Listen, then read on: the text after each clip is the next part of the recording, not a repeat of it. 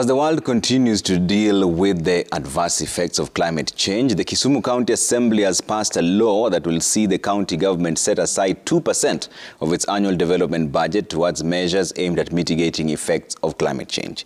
In the new law, an 11-member committee with representation from the community and the government will be set up in each ward to oversee the setting up of a community-led solutions aimed at coping with adverse effects of climate change and formulation of strategies. But even as that, the rest of the population awaits the implementation of the county measures. A 65-year-old blind man has rolled out a project aimed at averting the perennial flooding problem in the Nyando plains by planting 300 seedlings. Laura Otieno has more. At Tombaka area in Nyando, Kisumu County, 65-year-old Francis Ongudi begins his day by tending to his trees. Despite being born blind, Ongudi carefully navigates the sharp farm tools, skillfully mulching these trees that may soon form a canopy around his house.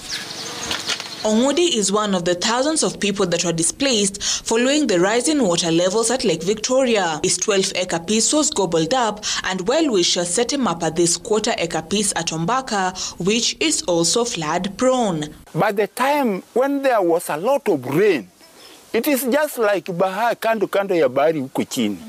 Unaweza ona hata majirani zangu hapa, maji nakuja mpaka ingie ndani. Lakini mimi tangu nilianze kufanya hii, hakuna maji ambaye naweza kuikaribia.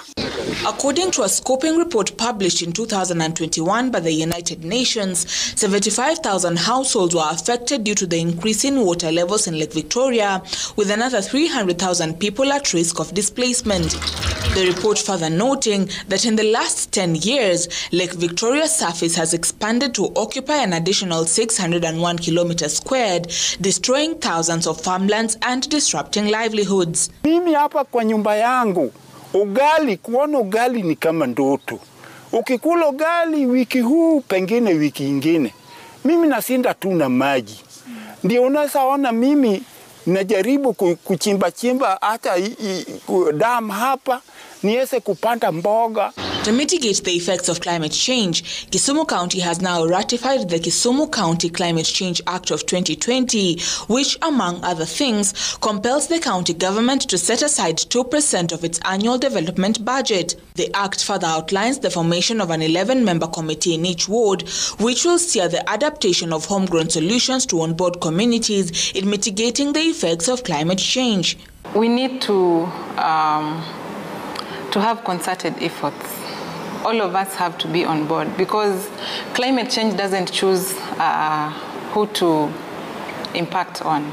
And also issues of environment and maybe issues of conservation, we all have to do it. Rais alisema, we want to make Kenya green so that we cannot be disturbed by the challenges such as wamnyoko wa udongo and the rest.